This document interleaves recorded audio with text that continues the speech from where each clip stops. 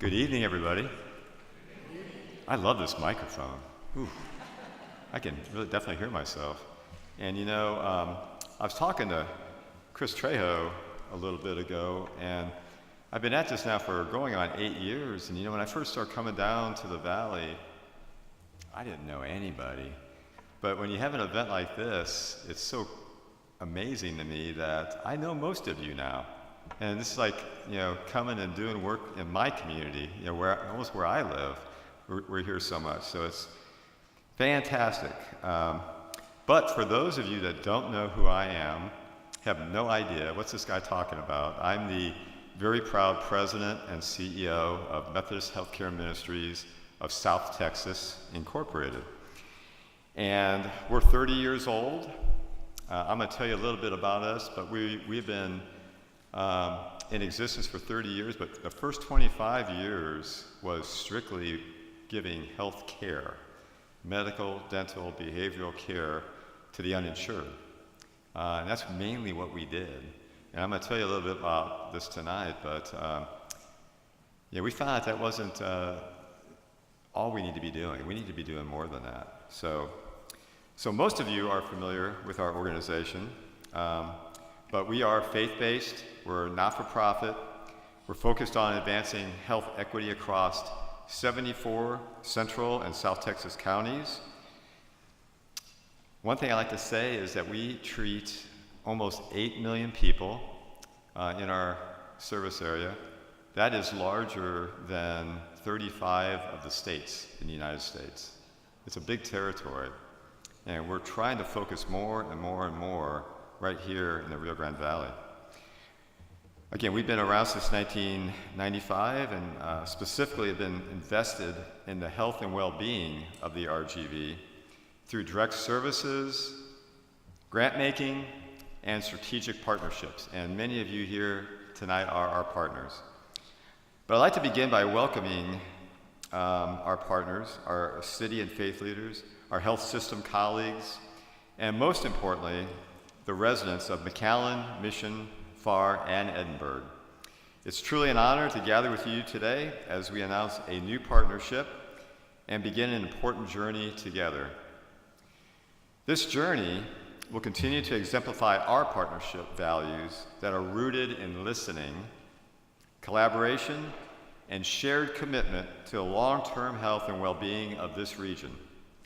And really, what better way to kick this evening off than by grounding this work in the values of our faith and honoring the space we are in by having Pastor John Herron, the lead pastor of this McAllen First United Methodist Church, to take the stage for a prayer. I've really had the privilege of knowing John for a little while, but I've especially got to know John a lot lately. And in our most previous trip to the RGV, he really committed to this cause. And I'll let him say a few words in addition to prayer. But I've been so impressed with his authenticity and his leadership, and I know he's got pure passion in his heart to do this. So with that, I'll ask Pastor John to please come on up.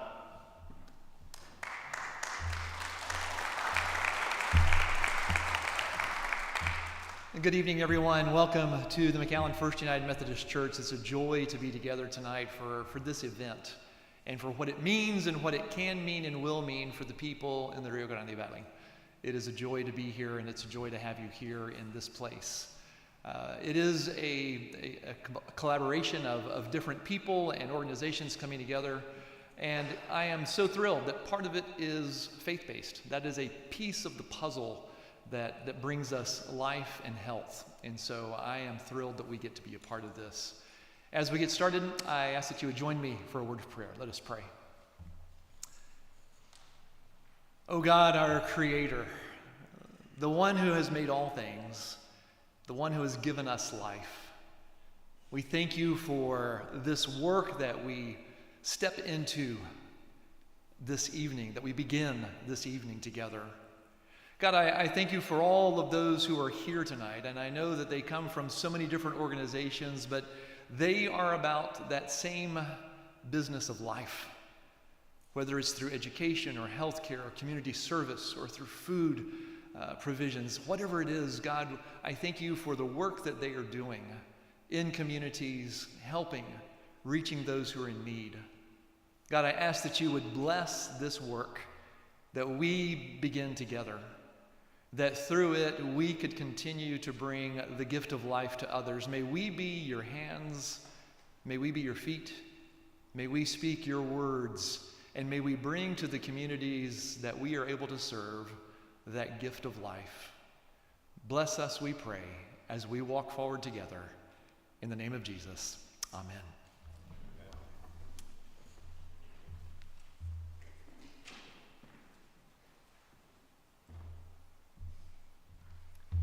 Thank you, Pastor John. And to make sure nobody thinks this is just a Methodist initiative, we had the opportunity, Pastor John and I, and the folks from Blue Zones, to meet with another pastor that I met in my frequent visits to the Valley, Pastor Rick Gannon. Pastor Rick is the pastor of Palm Valley Church. And so we had dinner together a month or so ago, and Pastor John and Pastor Rick both agreed that they would co-chair an interfaith coalition, because one thing you'll learn by tonight is this takes the community. So you can't just have the Methodist churches. We need all the churches, every faith behind this. And I know people really are led by their churches and by their pastors. So this is a very important initiative. And secondly, our fifth and anchor and most important core value at Methodist Healthcare Ministries is spirituality. So we don't do any initiative without breathing spirituality into it. So tonight we're here to celebrate the launch of a project that we believe will be truly transformative for the future well-being of your families, friends, and community members across the cities of Edinburgh, McAllen, Mission, and Farr. To tell you how this project came to be, it's important to share the journey of learning and partnership for MHM that led us here. MHM, we've long understood our role as an anchor institution in the communities we serve in the 74 counties I spoke about, mostly in South Texas, along the U.S.-Mexico border. And for decades, we've invested in access to quality health care and provided services to families who need them most, the uninsured. And yet, several years ago, we were forced to confront a troubling reality. Despite our investments, expanded access, and strong safety net services, health outcomes in many of our counties were not improving. In fact, in too many places, they were getting worse. This is one of the places they were getting worse when we looked at this several years ago, 5-6 years ago. That realization required honesty. It forced us to ask hard questions about what it really means to serve and to partner, and whether we were truly listening to the communities we serve and we were trying to improve. We realized we'd been investing in communities, but not always investing with communities or with the long-term conditions for health in mind. And over time, we began to understand something very fundamental. Health begins in neighborhoods, in schools, in churches, grocery stores, parks, on sidewalks, on streets, and everywhere else where life happens. Community conditions and systems shape health long before a person ever goes to one of our clinics or seeks help. We also realize that people cannot make healthier choices if communities around them are not set up to support those choices. It's not safe to walk. If it's not safe to walk, walking is not an option. If healthy food is not accessible, available, then nutrition becomes a challenge. If stress, instability, or isolation are constant, health suffers. The systems and institutions we build and the policies and infrastructure we design and support either make healthy choices easier or harder, right? But when communities are designed with health in mind, healthier choices become easier, more intuitive, and more sustainable. This understanding led to a deep shift inside Methodist Healthcare Ministries. We began to move intentionally from doing work for communities to doing work with and in communities. From a model where institutions define the problems and prescribe solutions to one where communities lead. And we walk alongside them with our resources, including not just funding, but power. Through this power-shifting journey, we've listened and we've learned. To ask communities what they see as their priorities, to co-design approaches that reflect the community's vision and not just ours. We believe that communities, not institutions, should decide what matters most. So again, we're a 30-year-old organization, and for the first 25 years, we did a great deal of good. But often, through that top-down approach, it just wasn't enough. In recent years, we've worked to embed a different way of thinking and showing up. We've made changes to our internal systems, our grant-making processes, our decision-making processes, and even our strategic plan, which now includes making transforming internal culture and processes and impacting systemic change permanent priorities so that we hold ourselves accountable and we measure everything we do. I always ask the question, how do we know this is really working? At times, this power-shifting journey has been uncomfortable. Trust me, I know that. I've been the uncomfortable one a few times. But it has led to some of the most creative and meaningful work we have done and been a part of. And that brings us to today.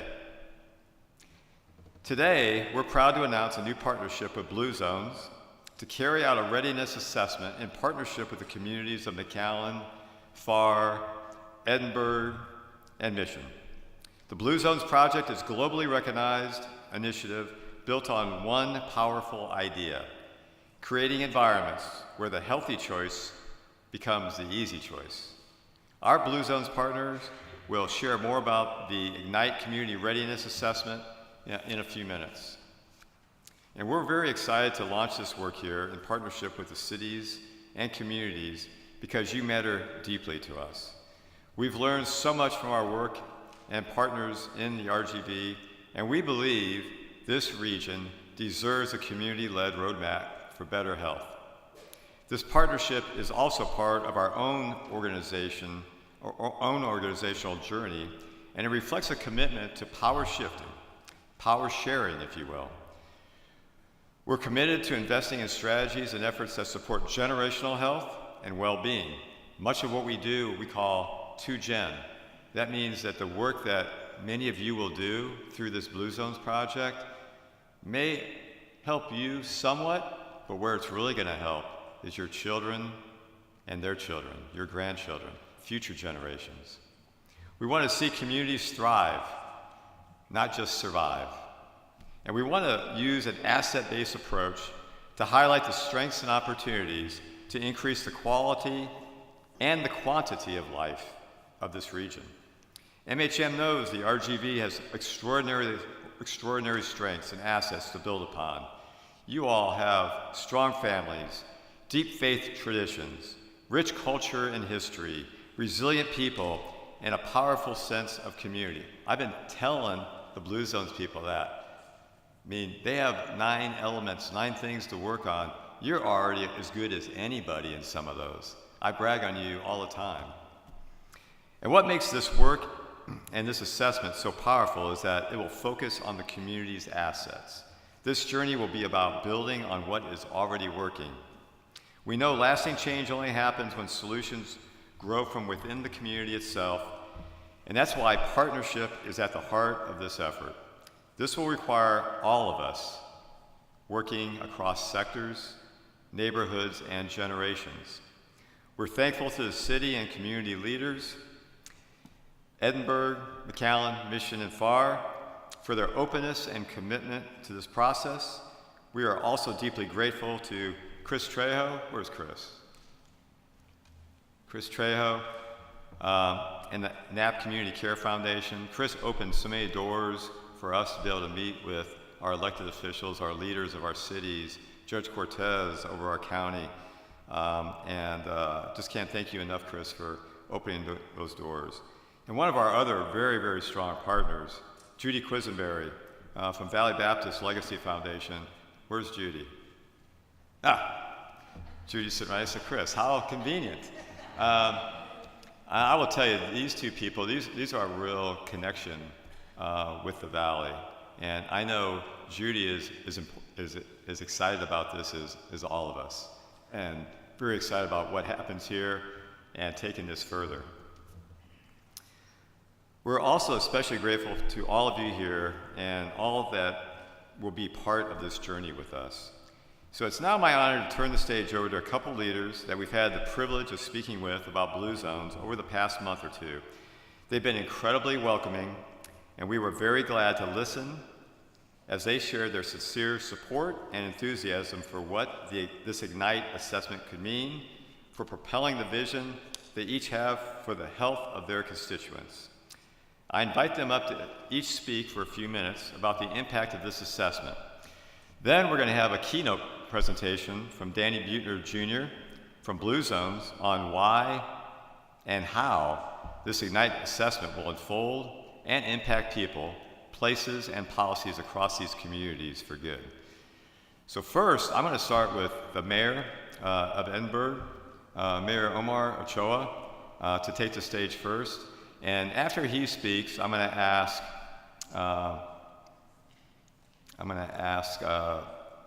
Elizabeth Diaz, who's representing Dr. Ambrosio Hernandez, ask Laura Disk to be here, Mayor of Pharr. Elizabeth Diaz is our public health director for City of Pharr, so we'll be here in place of Mayor Hernandez. Mayor Hernandez wanted to be here. He originally was going to be, and something came up. We know how that is, right, Mayor? So anyway, we're so happy that Elizabeth Diaz could be here. So let's start with Mayor Ochoa. Please come on up. Give him a round of applause.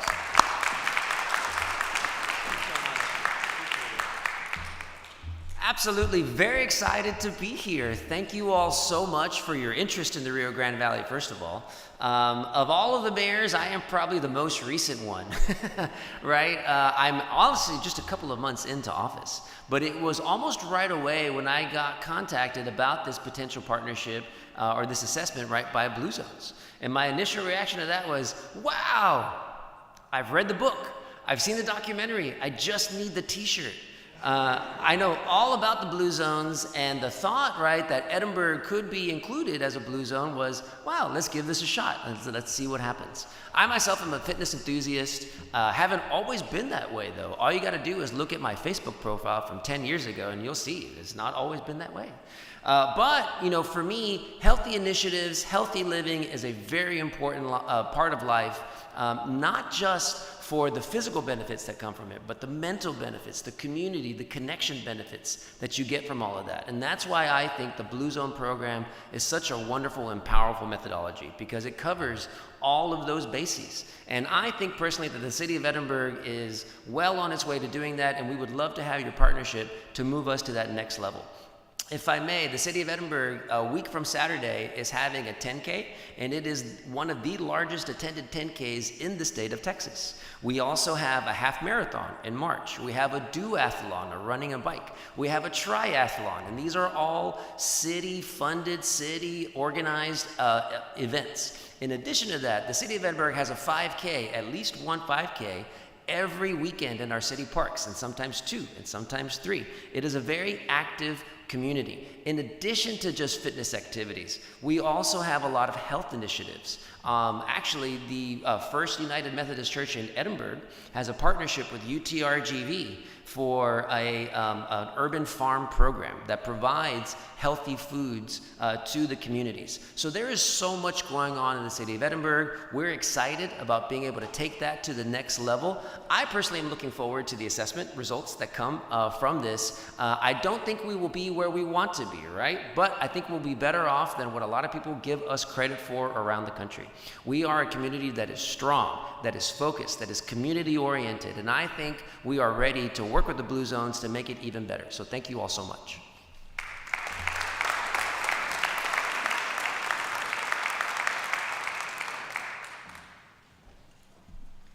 Thank you, Mayor Ochoa. I will tell you, it's so funny because when we asked for a meeting, I didn't really know the timing of things exactly, and we're driving down here, and they said, you know, the Mayor Ochoa is like in his second week. He just started his term. I said, and he agreed to meet with us. We walked in his office, his boxes weren't even emptied out yet. He was like just moving in, but he made time for us and was so gracious, and I can't thank you enough, Mayor.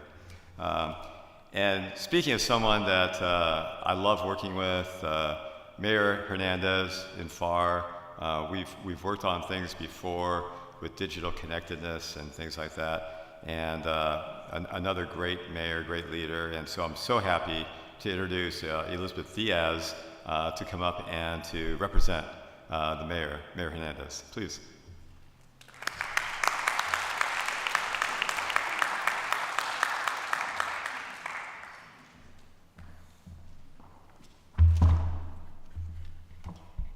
Good evening, buenas tardes, everyone. Elizabeth Diaz with the City of FAR. Dr. Mayor Ambrosio Hernandez, or Agent Hernandez, as those who attended the State of the City address know him as, is excited, beyond excited to be a part of this initiative. I think this came in our radar end of last year, and when this came, he was just, how do we do it? How do we get the data? The City of FAR is just data-driven organization, and so when this assessment comes, we're just ready to rock and roll with those results and put those into processes and put them into action.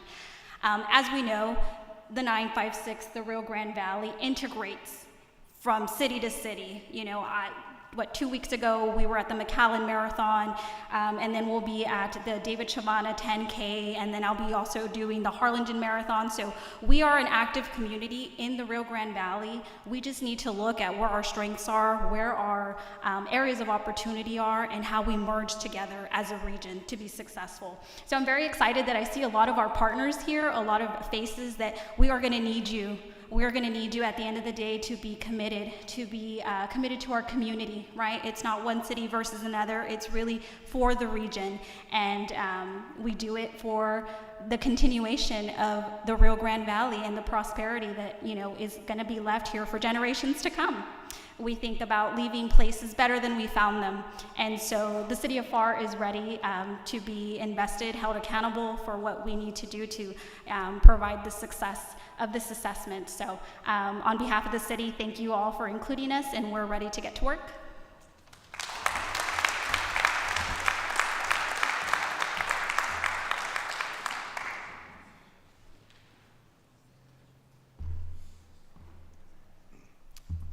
And those of you that know me know I've been working in healthcare my entire life, pretty much. And so two of the things that I thought would be easiest and very vital to get involved here, first it was spiritual. First it was working with Pastor John, Pastor Rick, and getting that going. The other one that is more of a natural for me is healthcare. And so I called Laura Disk, and we talked a lot about Blue Zones, and she asked a lot of great questions, and she agreed to take the lead on healthcare. So she got the leaders of the healthcare organizations in Hidalgo County to come together. And we met first thing this morning at her hospital. And I can't thank Laura enough for her leadership. And I know that's going to continue.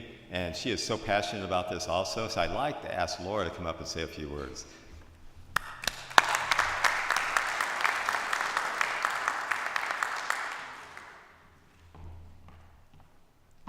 Good evening, everyone. I am Laura Disk, Chief Executive Officer at Rio Grande Regional Hospital.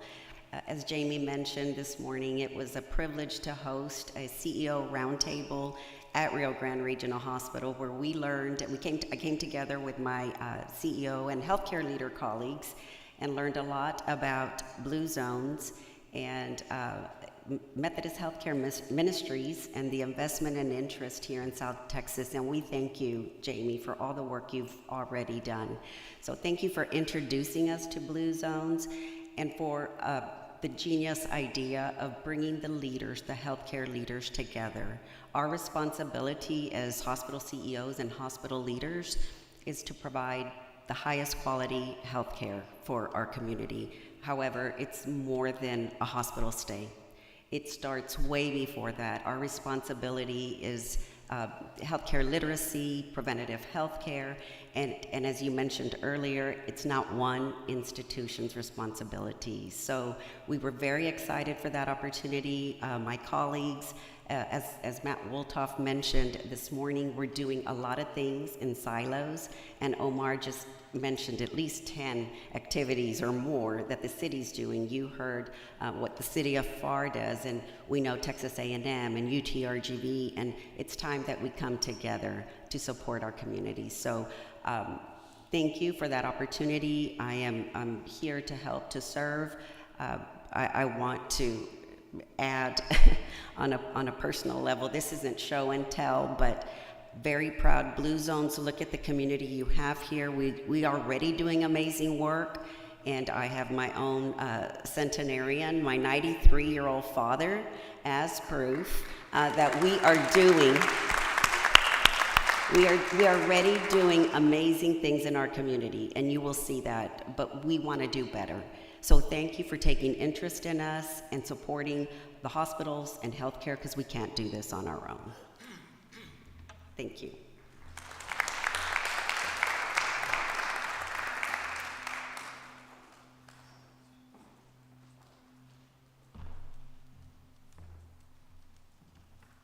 All I can say is you all are very fortunate to have Laura Disk running your hospital here in McAllen. Really does an amazing job, amazing leader. And so now let's hear more about really what's about to happen. And so we're going to have the expert, Danny Buettner Jr., come on up and tell us. And I can tell you that we started an unbelievable partnership. I am beyond excited about what's about to happen. My colleagues at MHM and I were talking at breakfast this morning that not that I want to get older faster, I want to slow it down, but I almost can't wait for 5 years from now to look back and see what we have done with this kickoff tonight. So let's give it up for Danny Buettner Jr.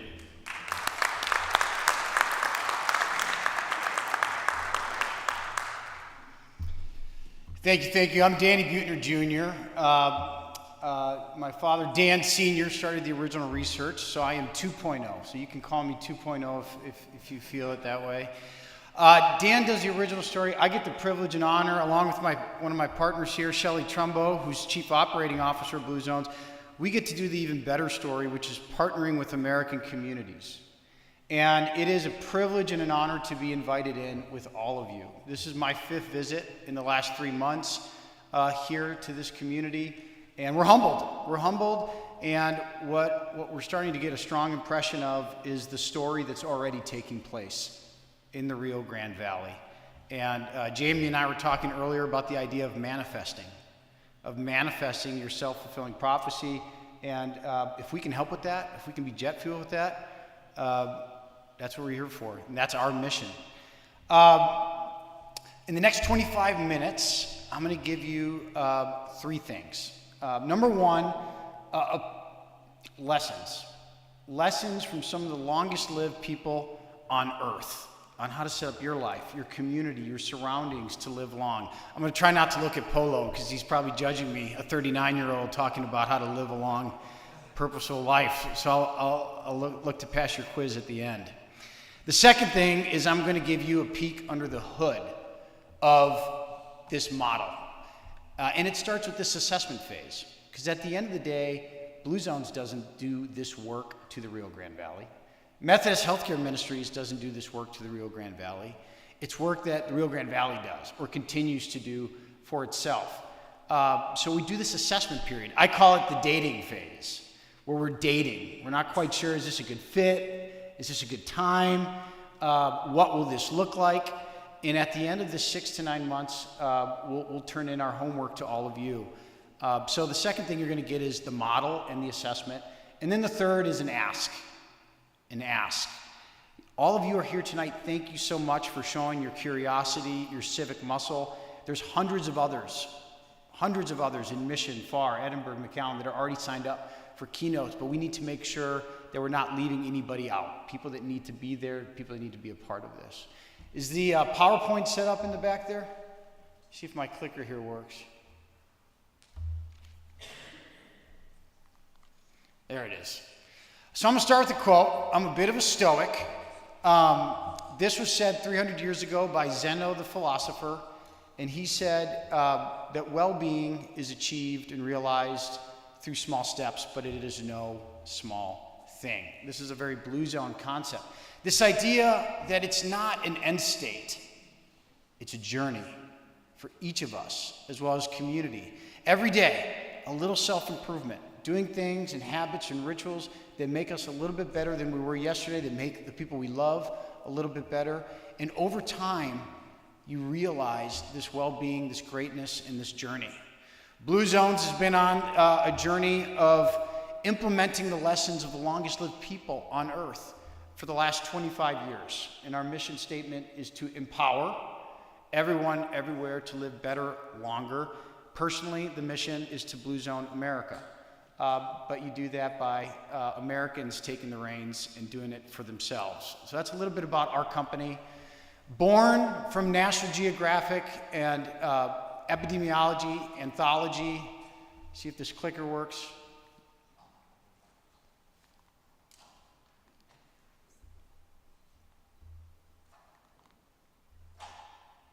There it is. About 20 years of New York Times bestselling literature, studying the longest of people on Earth. How many people have seen the Netflix documentary? Okay, we got some people. For those of you who didn't, extra credit homework. You can go and watch it. It's still on Netflix. It won 3 Emmys and beat out Days of Our Lives for one of the categories. We're very proud of that work. Oops. But good news is you don't need to read the books. You don't need to read the National Geographic. You don't need to watch the Netflix. Because I'm going to tell you today, in the next 20 minutes, some of these longest secrets on Earth. So 20 years ago, with National Geographic, set out to find the fountain of youth. Thought we were going to find a gene or a potion or an herb. And instead what we found was these 5 dots on the map. 5 places that are geographically defined, demographically confirmed, places that are anomalies from our species. Best practice from our species is happening. People are reaching age 80, 90, 100 at 10 times the rate that we are in the United States, doing it with a fraction of the disease prevalence that we have. And there's a couple kickers. Kicker number 1 is 4 out of 5 of these dots are places that are at or below the poverty line. They're at or below the poverty line. They don't have a Rio Grande regional hospital or pharmacies or a Whole Foods market. They have something else going on. They have rituals. They have community and heritage and environments where the healthy choice is the easy choice, the supported choice, the cultural choice. The second kicker is of the 350 centenarians that we've studied now for 20 years, not a single one pursued health. Not a single one pursued love or purpose or fellowship. For all of them, it ensued as a byproduct of where they lived and the people that they spent their life with.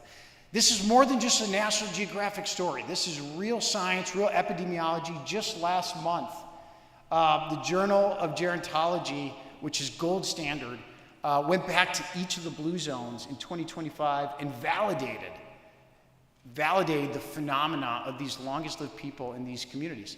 And without further ado, let's go visit one. Actually, we'll visit all 5. Our first is the island of Sardinia, off the coast of Italy.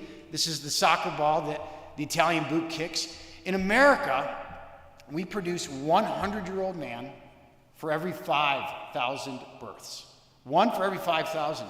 In the hot spot, in the highlands of Sardinia, where they're sheep and goat herders and farmers, they produce 500-year-old men for every 1,000 births. So it's a perfect inversion from what we have here in the United States.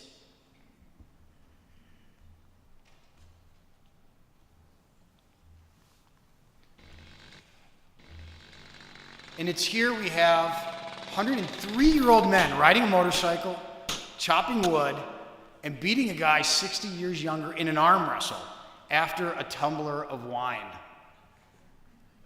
Longest lived women on planet Earth, on the archipelago of Okinawa, Japan, known as the land of the immortals.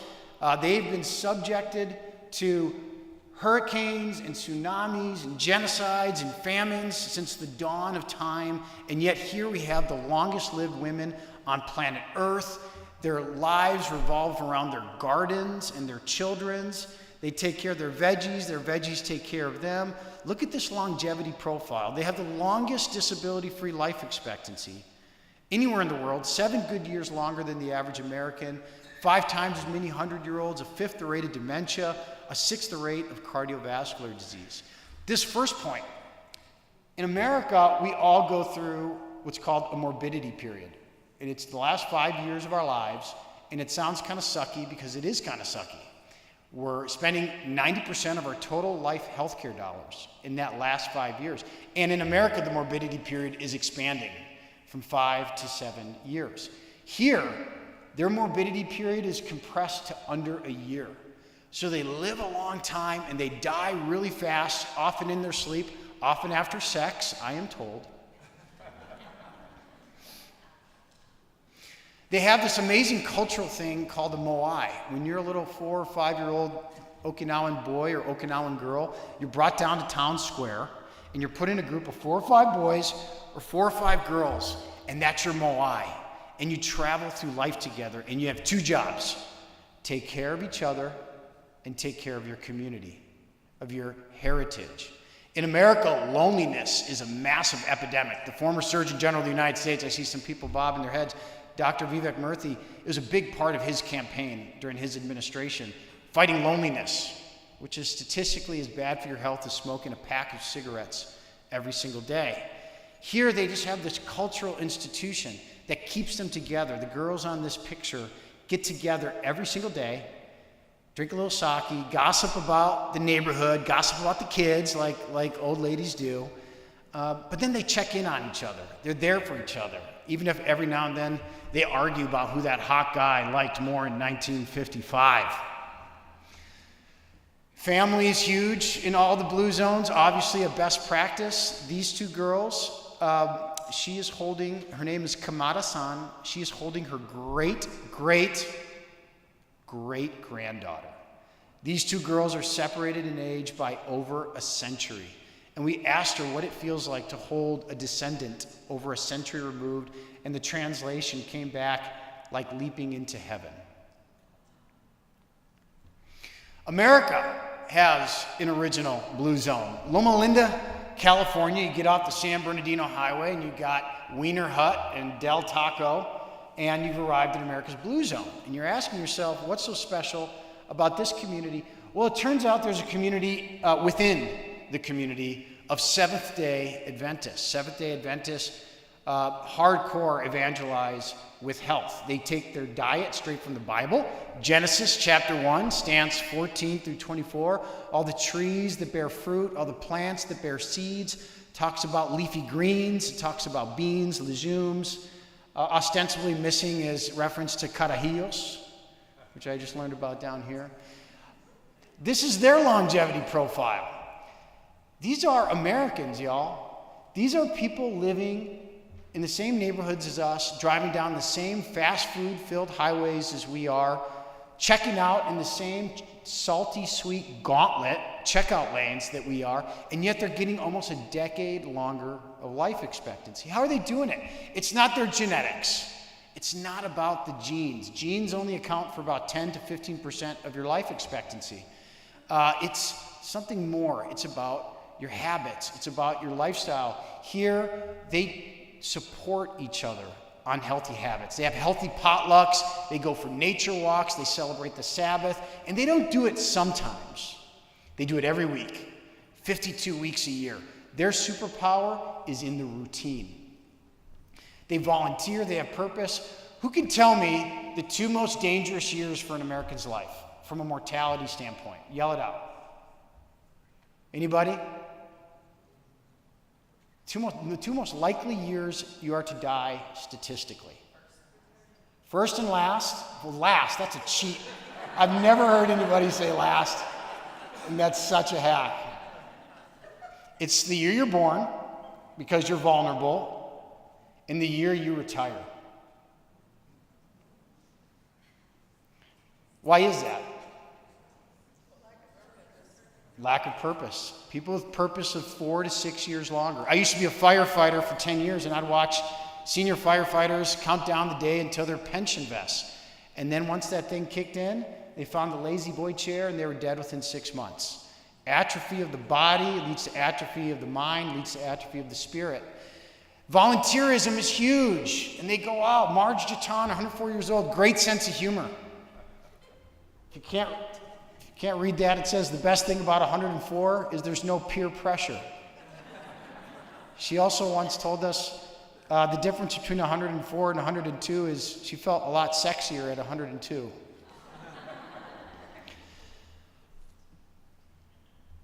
Nicoya, Costa Rica, the Nicoya Peninsula, Costa Rica, abject poverty. Abject poverty. And yet, if you can reach a healthy age 50, here, according to the World Health Organization, you have the highest probability of making it to 100 than anywhere else on planet Earth. Remember, 4 out of 5 of these places are at or below the poverty line. So they're not drinking Mai Tais on a sandals resort in a beach somewhere. They worry, like we worry. They worry about money. They worry about their kids.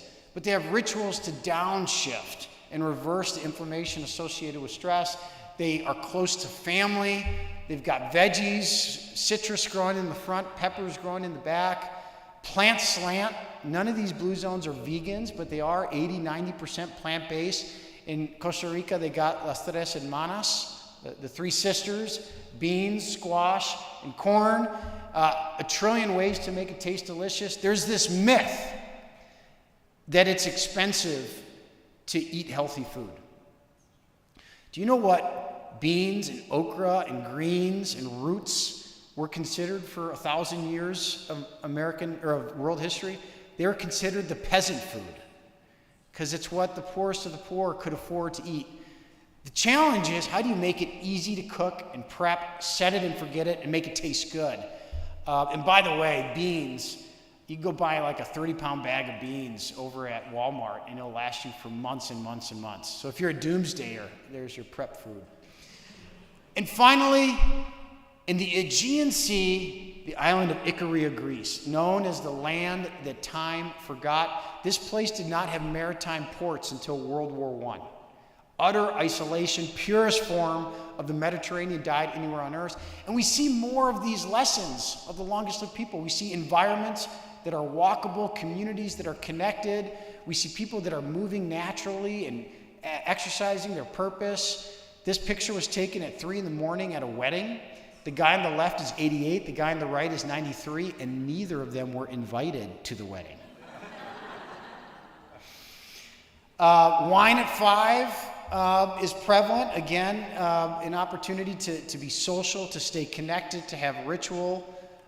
It's less about the alcohol and more about the camaraderie, loved ones first, and the right outlook, the right attitude. This is Stamitis Moriartis in Icarian, 104 years old, has a vineyard where he produces 200 liters of wine a year.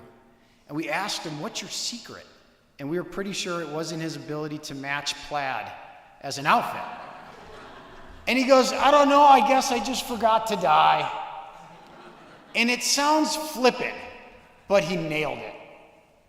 None of these people were pursuing health or longevity or purpose or fellowship. For all of them, it ensued as a byproduct of where they lived and the squad, the culture, the people that they associated with. So here's the sum up. We call it the Power 9, the 9 commonalities, the 9 best practices. They all lived in environments or they moved naturally a little bit every day, whether it's hobbies or at work. They found ways to keep the body moving versus a sedentary lifestyle punctuated by hitting the gym. Here's a little question. Raise your hand if you walked to school when you were a kid. Okay, look around. It's about 80% of the room. Raise your hand if your kids walk to school or your grandkids. I got 1 hand, 2 hands, 3 hands. Despite what CNN or Fox News tells us, it's safer today to walk to school than it was in 1970. And somehow we've engineered out of our kids' lives, daily lives, 1.5 miles of free physical activity. And in the same 50-year spread, what's happened to childhood obesity and childhood diabetes? It's skyrocketed. Right outlook. They worry about money, they worry about their kids, but they have purpose. They have strategies to downshift, whether that's prayer or happy hour or volunteering. They get together. Wine at 5 or friends at 5, a glass or 2 over a healthy meal with friends is the idea of wine at 5. You can't save up and have 2 bottles on Friday night. It doesn't work that way. Plant slant, an 80% rule, strategies and rituals to not overeat. And all of this sits on a very important bedrock. Do not ask people to do it alone. If you want to go fast, go alone. If you want to go far, go with others. Habits are as contagious as a cold. Your 3 best friends have a 156% contagion factor on your habits. So if your 3 best friends' idea of a good time is drinking too many carajillos and watching the Dallas Cowboys every weekend, don't dump them, but maybe augment with friends like the people that are here in the room. How do we put those Power 9 to work in American communities? And America needs it. I don't have to tell you. Most of you are in community work, government work, healthcare work, or you've experienced this personally. America's got some serious headwinds for American well-being and health. Despite being the richest, most abundant, most healthcare advanced nation to ever exist on the earth, we're also the most unhealthy to ever exist on the earth. We spend way too much money, which us as taxpayers subsidize and employers subsidize 7 times more than our peer nations. And of that 20% of our GDP, 20% of all your tax dollars go towards subsidizing healthcare in America, and 90% of that healthcare spend is preventable disease, chronic disease, preventable cancers, things that are very prevalent here in the RGV, which is part of the reason we think this would be an amazing American demonstration to do it right here. We do spend a little bit of money in this country on prevention, but that prevention is largely limited to gym memberships, diets, supplements, and they just don't work. There are short-term wins and long-term failures. This graph talks about the problem being around adherence. I skipped it over, but I'll give you an example. What happens on January 1st to gym memberships? Right? And by March, everybody's fallen off the bandwagon. That's right.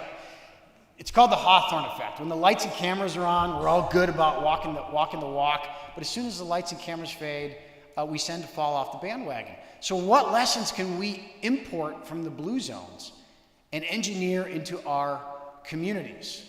And that's really the story that I wake up in the morning for, and I know everybody in this room wakes up in the story for, is the civic story, the self-determination story, an American story.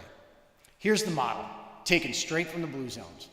Individual discipline is a muscle, and muscles always fatigue. You're a single mom, you're a nurse, you're a firefighter. Things happen. The lesson of the blue zones is to augment individual responsibility with environments that, as Jamie said perfectly, make the healthy choice a little easier for everybody in the community, a little bit more abundant, a little bit more affordable and accessible, a little bit more default.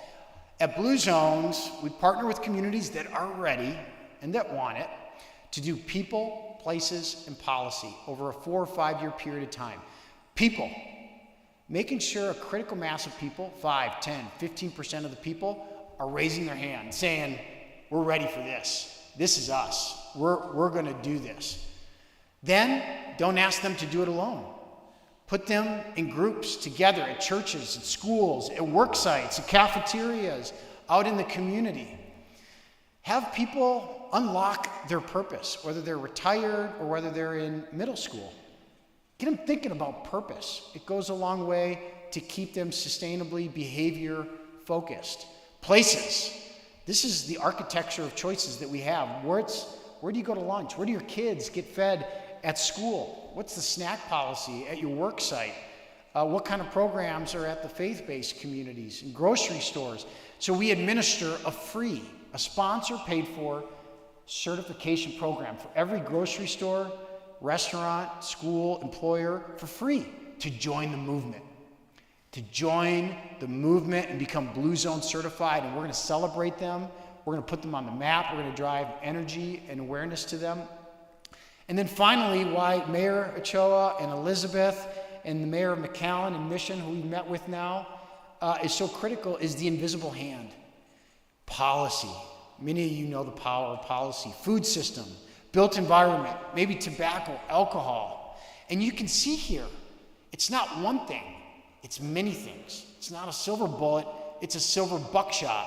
And if we can, in 3 or 4 years together, manifest a silver buckshot, unleash this into a community, we can start to make the healthy choice the easy choice. And the healthy choice is the easy choice. People make a couple better choices every day, consciously or unconsciously. Guess what? That accumulates. That aggregates into behavior. All of a sudden, it starts smelling and looking and walking an awful lot like lifestyle. And now you're starting to get into things like risk for disease or removing risk for disease that drives all that cost and all that despair in American communities. So this is the Life Radius model. This is what we're trying to assess. If this is a good fit here, I'll do a little bit of a Blue Zones commercial. Walter Willett from Harvard University has studied this work over the last 15 years. Past and current surgeon generals have visited and saluted communities that have been able to pull this off. It generates community wins. These are not marketing department produced headlines. These are local media. And there's some local media here today. It's important that they sign up to celebrate the stories because wins beget wins. You want to reinforce those positive behaviors. You want people, your constituents, saying, we're one of those Blue Zones communities. This is what we do here. This is part of who we are. If you get into that mindset, it becomes autopilot. Rare bipartisan support for something like this. Actually, a senator of Florida said we should do this in more American communities, to which we said, duh. We've had the honor of partnering with over 90 American communities, but of course, being here in the RGV is a unique demonstration. Lots of outcomes.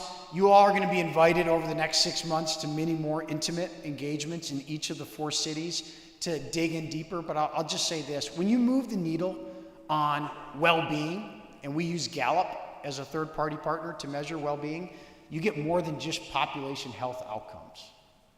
You get economic development, you get workforce, you get health equity outcomes. It's really a North Star metric. It translates very powerfully into economics. These are a handful of peer-reviewed third-party research papers. See if I can get my clicker here to catch up. This one unfortunately has a lot of animation.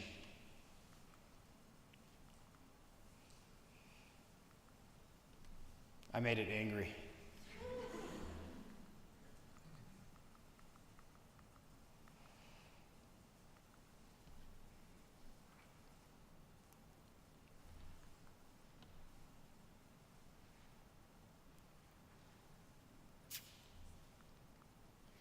All right, So in sum, what determines our health? Only 10 to 20% is our genetics. So if your abuela, abuelo, grandma, grandpa lived a really long time, you've got an advantage. And if they didn't, well, it's not an albatross for the rest of your life, because the lion's share of what determines your health is environment, lifestyle, behavior, and having access to some of the best health care known to our species helps. Methodist Healthcare Ministries, through months and months and months of some due diligence, identified Hidalgo County. We ran and met with Judge Cortez, who welcomed us in with open arms and excitement. And then we got to meet with each of the mayors, but that's just the tip of the iceberg. As you all know, the majority of the iceberg is below the surface. So you're about to be invited to community-specific events and keynotes that are going to happen, and this is what we're looking for. These are the ingredients to success. Is there leadership? We believe there already is leadership, at least official leadership, but there's influencers and straws that stir the drink in every community. Resources. Methodist Healthcare Ministries and others have resources. It costs money to make real trajectory change. Is there an evidence-based design that we can do together? Is there a local customized blueprint that we can do together? These 4 communities are different from each other, so I suspect there'll be 4 separate blueprints. And then accountability. Accountability to each other, and accountability to third-party outcomes, and of course accountability to the community. My biggest thing, and I'm cheesy, is leadership. You don't get consensus on anything, but you can get plurality, and you can get good old-fashioned leadership. Over the next 6 months, you'll see press releases and landing pages. You'll see policy experts partnering with local policy experts and place experts and people experts. Gallup will do a 12,000-person survey just as baseline.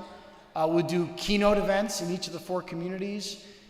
Then Blue Zones will leave in April and come back in May. We'll turn in our homework to each of the 4 communities. Quantitative and qualitative analysis around readiness, around value, and recommendations. Here's how we would do it in FAR. And in Mission, here's where we recommend starting. And in McAllen, here's a huge opportunity that's never been done before.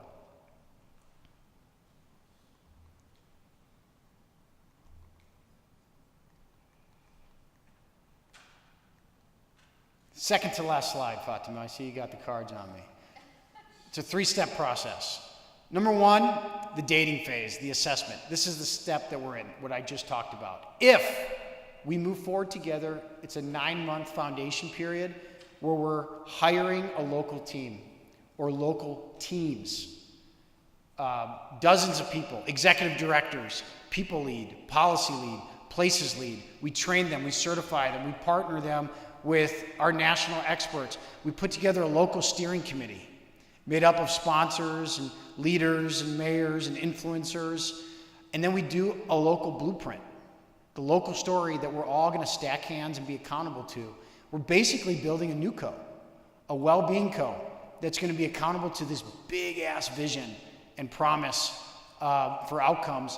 And then at the end of 9 months, we launch 3 or 4 year, full-on, hitting the pavement Blue Zone project to get a critical mass of people, places, policy, and publicity to support the work. So 5 years, 9 months on the heels of this, and we're on track. So far, the best practice that I've seen with the leaders and all of you, I think we're on track for a 2027 declaration. And as you see here, we've done this a lot, nowhere like the Rio Grande Valley.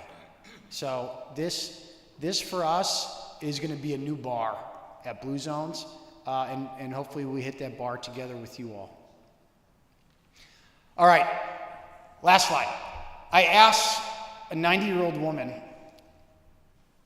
for advice, and I said, at the end of the day, what's meant the most in your life and contributed the most to not just a long life, but a full life? And she said, I've got 2 bits of advice for you. Number 1, when it comes to advice, grandmother advice is always better than bro advice. Noted. Number 2, we all need 4 things in life.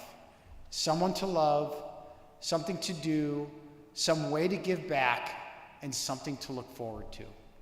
And if we can give that to folks, from our experience at Blue Zones, they go and they do the transformation for you.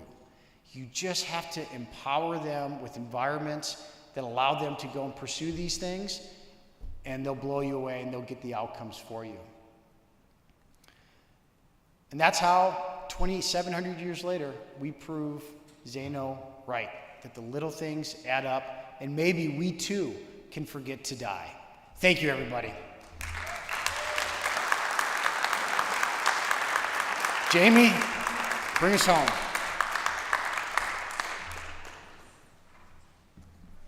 Thanks so much, Danny. We want to make sure that we leave a lot of time for Q&A. I think that Danny did a great job of showing the work that they've been doing for quite a few years, how compelling it is.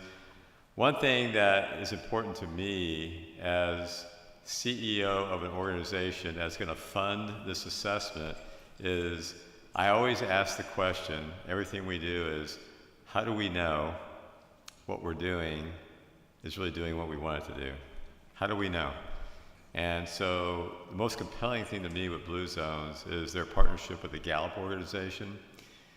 The Gallup has, they have a lot of trustworthiness that they have to protect. They have a legacy they have to protect. And so we will decide as a community what's the most important things for us to measure. We will measure things that are probably different than Riverside, California, but what's important for the Rio Grande Valley to measure. And to me, it's really important that we, along the way, we're measuring our progress. How are we changing the Rio Grande Valley for future generations? And that's the most compelling thing. So I will stop, really. I have a few more things I could say, but I think the most important thing is to leave time for Q&A. So Danny, you gotta come back up. I know he's gonna be answering, he and Shelley. Oh, by the way, Shelley is the Chief Operating Officer of Blue Zones. I'll let her introduce herself to you. They're gonna be doing most of the answering, but if I can't answer a question, I'll be happy to answer it. But let's go ahead and start with questions. We have a microphone circling, so raise your hand if you have a question.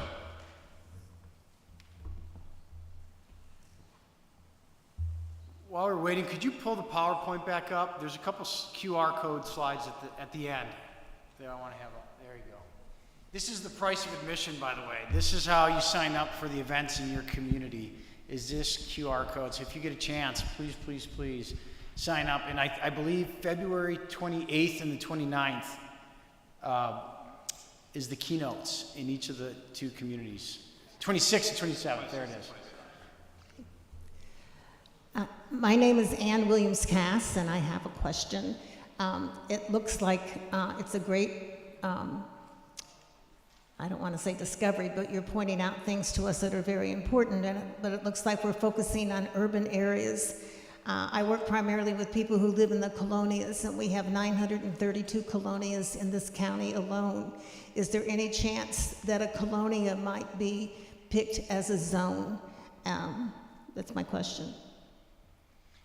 I'll go first, and then Shelley, if you have anything to say.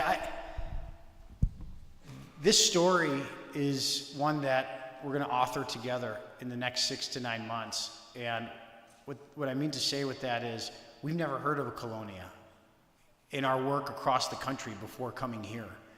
And so I don't want to speak for the community. I don't want to write the story, but I think it would be an incredible chapter if a colonia were a part of this, from what the little I've learned about colonias so far. So going back to when this became a sort of a vision and an idea, I'm talking to Dan Butner Sr., and I had an opportunity to talk and learn from him and learn more than you can learn on Netflix, but speak to the man himself, ask a lot of questions. And as he's talking to me, I'm envisioning, could this really work here in the Rio Grande Valley at the colonias where we do a lot of our work? A lot of our work is in the colonias. And as I was explaining colonias to him, he got more excited. So I'm getting excited, he's getting excited, and we both realized if we could do this work, this Blue Zones work, and turn around a community, one of the toughest communities to really turn around in the United States, then it can be done anywhere. It can be done anywhere. So yes, Dan Buettner Sr., Blue Zones, we've talked to him about colonias, we've talked about it, and it's got to be this whole community, as a net. So it's a great question. Primero quiero dar las gracias. Mi nombre es Ramona Casas y trabajo en Arise Adelante. Es una organización que trabajamos en las colonias. Y estoy bien emocionada de esta idea, de este proyecto muy ambicioso, pero creo que es posible si nos incluyen a las organizaciones no lucrativas. I will translate. This is Ramona Casas, and she is with the organization Arise Adelante. And she, through her organization, works in the colonias, and she wanted to say that she's very excited about this idea, that it's ambitious, and she believes that everybody working together can get it done. Una de las cosas que escucho es un gran proyecto, pero creo que si trabajamos juntos y caminamos juntos podemos lograr mucho. Gracias por pensar en nosotros y llegar al Rio Grande Valley. She said that this is a very large-scale project, but that she believes that everybody working together will be able to accomplish it, and thank you for thinking of this community and the Rio Grande Valley. Muchísimas gracias. ¿Cómo no?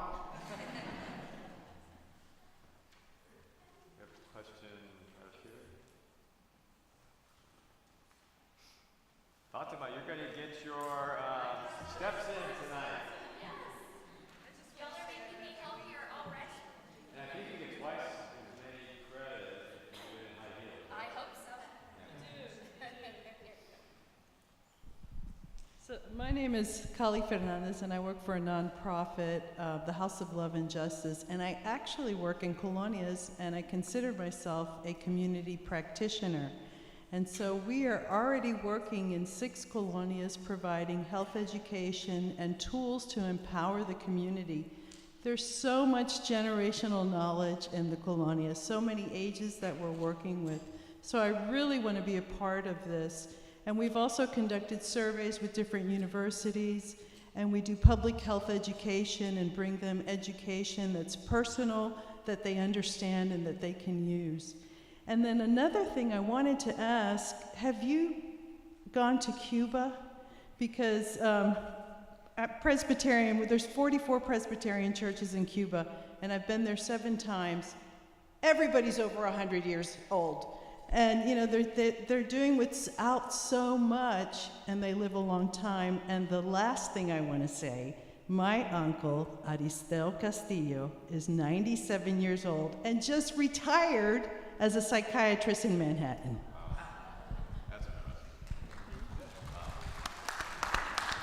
I want to first say Dan Sr. has poked around in Cuba. That's what he does. He's more the investigative journalist, and he has poked around in Cuba. So it's funny. Your observation might be something. But I want Shelley to come up and talk about how nonprofits are a part of success in the work that we do versus duplication.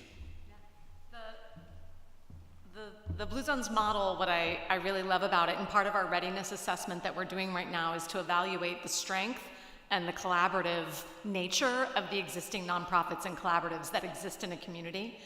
And I like to think that the Blue Zones work itself tends to amplify a lot of the excellent work going on already, connect in ways that it isn't already connected, and then perhaps provide a level of muscle around governance and accountability that helps everyone align the excellent work that they're already doing behind a common vision, a common goal, a common measurement framework. So I love hearing about the amazing work already going on, and I'm looking forward, as this month progresses, to really observing that and witnessing that. That'll be a part of what we're evaluating. My name is Mary Martinez. I'm a social worker, and I work for the Texas Department of Health Services. And my question is on the zones that you already looked at. And I know you mentioned that you assess based on the communities what you're going to work on. Were any of them, did you work on something, a disease that was already affecting the communities? For example, we know in Rio Grande Valley, diabetes is something we've been studying for ages. And Alzheimer's we're Hispanics, Alzheimer's disease is prevalent in this community. So I'm wondering, how are we going to tackle that? Yeah, I'll answer that a couple of different ways. So the original research was really just looking at longevity, not targeting specific conditions or diseases. But the Blue Zones American story, part of what we do, is during the blueprinting process, if we were to move forward with a project, then we're partnering with all of you to identify what matters most here.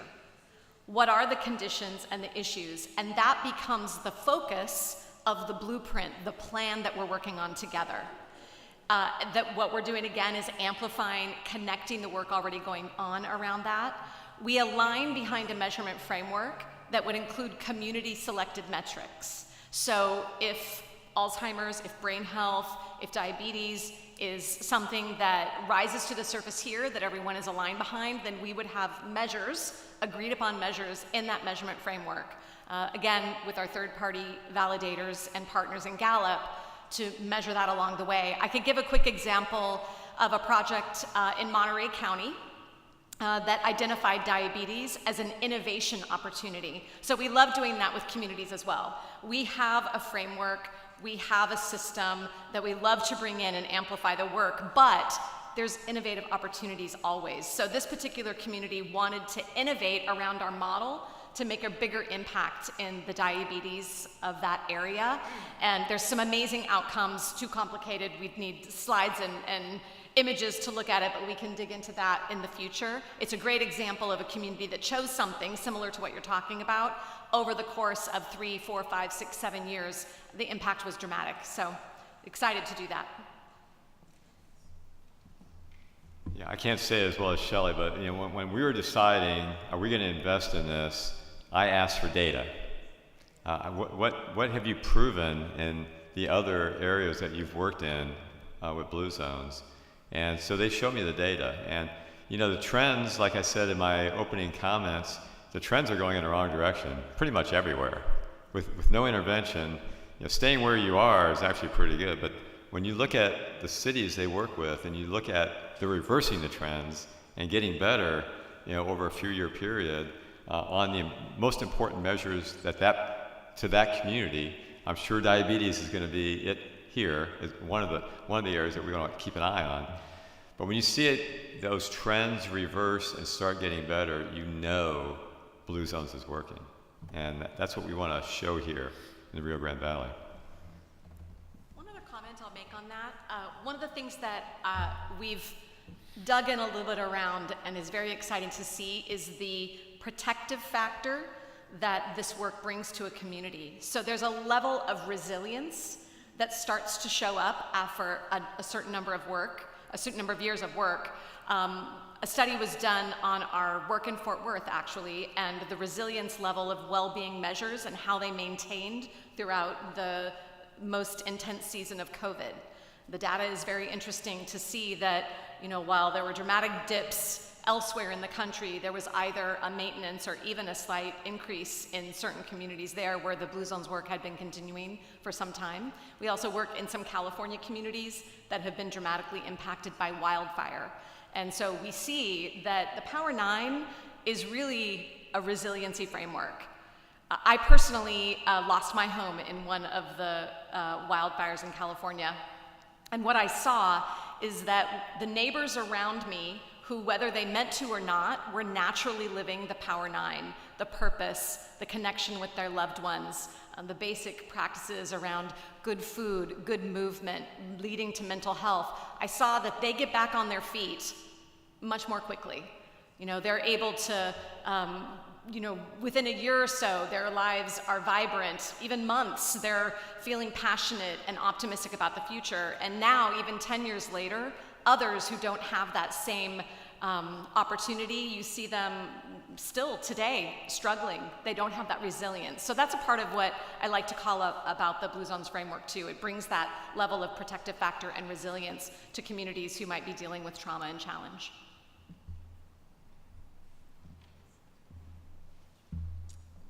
Another question? Yes, I had a question as far as you mentioned earlier about more intimate meetings in the communities with organizations, what that kind of looked like and how spread out they were going to be. My name is Alfredo Mata. I represent Boys and Girls Clubs in Hidalgo County. You're familiar with Boys and Girls Clubs probably. So I just want to get a gauge on that and to let you all know we're in, but to see what that looks like, the smaller meetings. I couldn't, can you repeat the question? Oh, yeah. Like other not-for-profit. Yeah, youth organizations, I mean, honestly, if we're not impacting the young people in a community, you're not creating transformation that lasts, right? Also, the best way to communicate with families and adults is often through the children who become passionate about it. So the places work, you saw Danny talking about people, places, and policy. One of the categories of the places work is very deep engagement with the schools. That's why during this readiness and assessment phase, we look very closely at the engagement level of schools. Do you have school leadership? Are they willing? Are they interested? And the Boys and Girls Club and other youth organizations would be a part of that as well. If we cannot have collaborative partnerships as a part of the work with the school districts, with the youth organizations, the project probably won't be as successful. So there's very deep transformation that happens inside schools, inside youth organizations, helping children find their purpose, forming Mawais, reinforcing the Power Nine in a way that children can understand and get behind. So it resonates very strongly in the school system. It's probably my favorite part of our work, actually.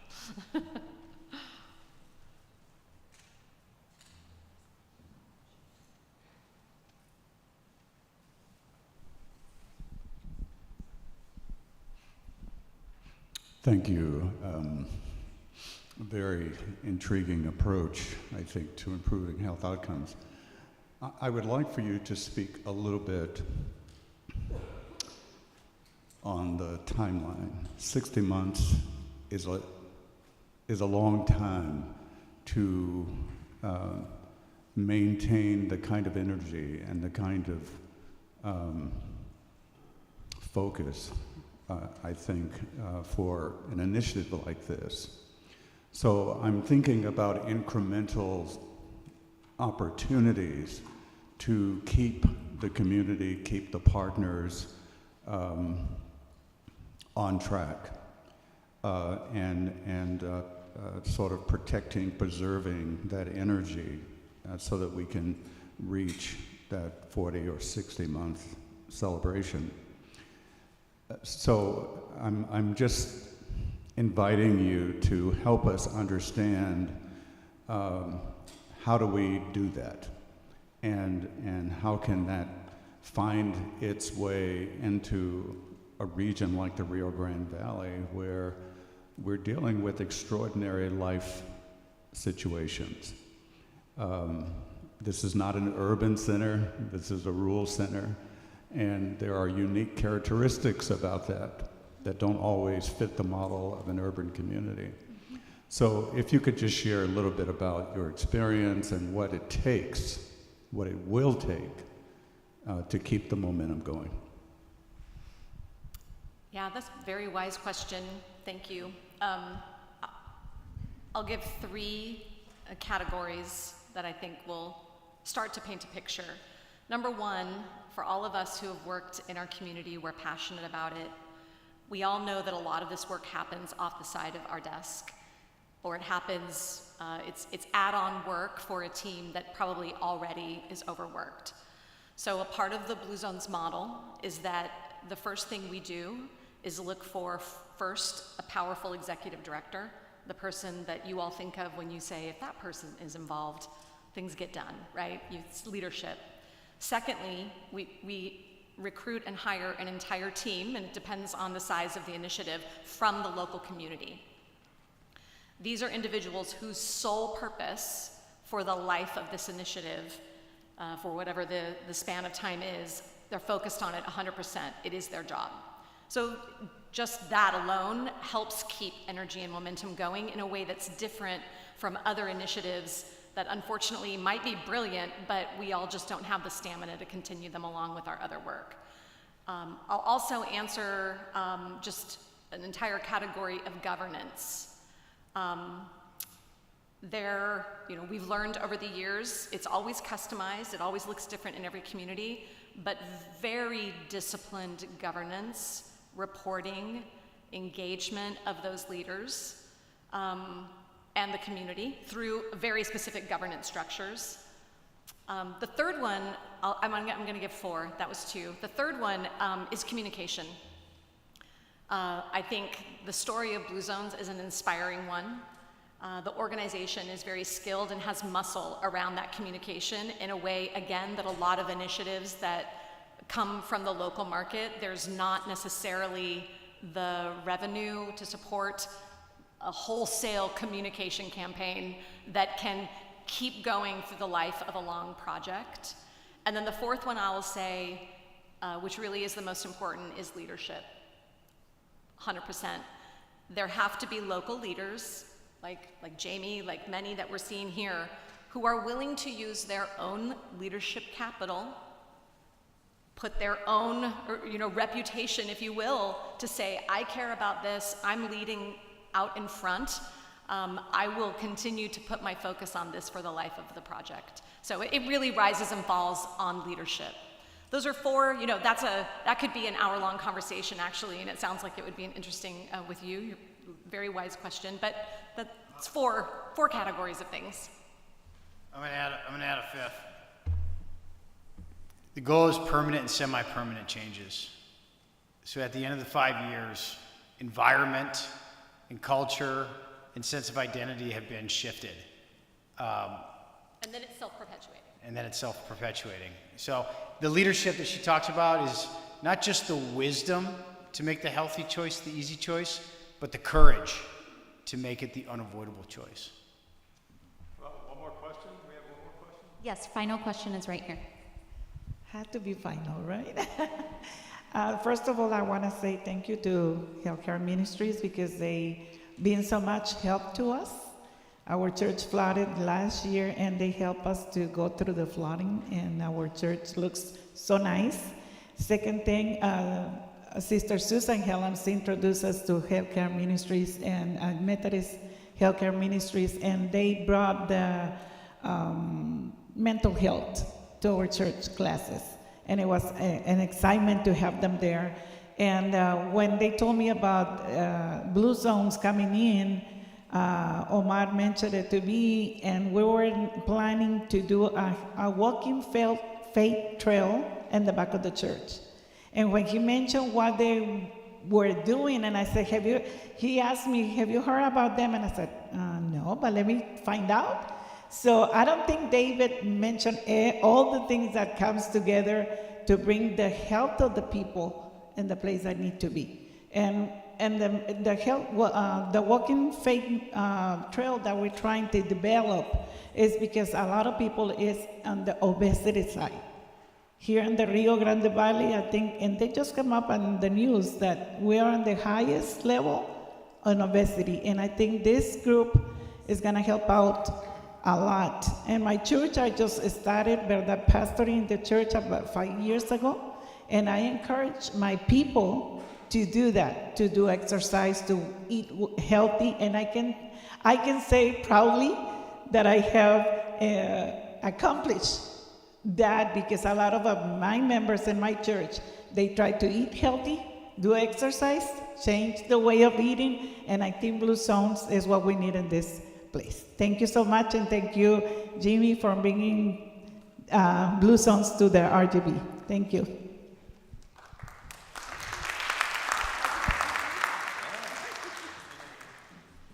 Boy, I couldn't conclude this any better than that, so thank you so much. I guess one thing I was thinking about as we were finishing up is don't want you all to walk away thinking that for this to work that you have to eat like Seventh-day Adventists or Mediterranean diets. You know, when I was talking to Dan Buettner senior a couple years ago, he was saying, you got to respect culture. But you know, let's go back 60 years ago, you know, we enjoyed Mexican food, right? But we didn't have the high rate of diabetes. So what's the difference? You're like a microcosm of the rest of the country. The rest of the country is doing the same thing with different foods, eating highly processed foods, spending most of their time and most of their dollars in food at fast food restaurants and things like that. So there is a way to eat the foods that are important to you in your culture, but do it healthier. And that's what I think is all about. That's what I heard Dan Buettner talk about. Stay away from the highly processed flour tortillas. You know, go to the natural corn tortillas and things like that. So it's there are ways to make changes and still eat the food you enjoy. But the key thing is that the Power 9, a lot of things you guys do as well as anybody. So I feel very confident that the work that we do here will show incredible results. So I will stop. Thank you all for coming. I hope you're excited. We're going to be back in about a month on February 26th. We're going to be in every one of the 4 cities. And I will also say, I don't know what the assessment's going to find, but if we start in one city, that doesn't mean that's the end. That's just the beginning. My dream is that we look at the whole Rio Grande Valley and eventually change the whole Rio Grande Valley into a way of thinking blue zones. But we got to start somewhere, right? So if your favorite city, the city you live in, isn't chosen, it's not the end, it's just the beginning. And I hope that all 4 cities that we're talking about right now are following blue zones fairly soon. So thank you all very much. God bless all of you. Thank you for coming.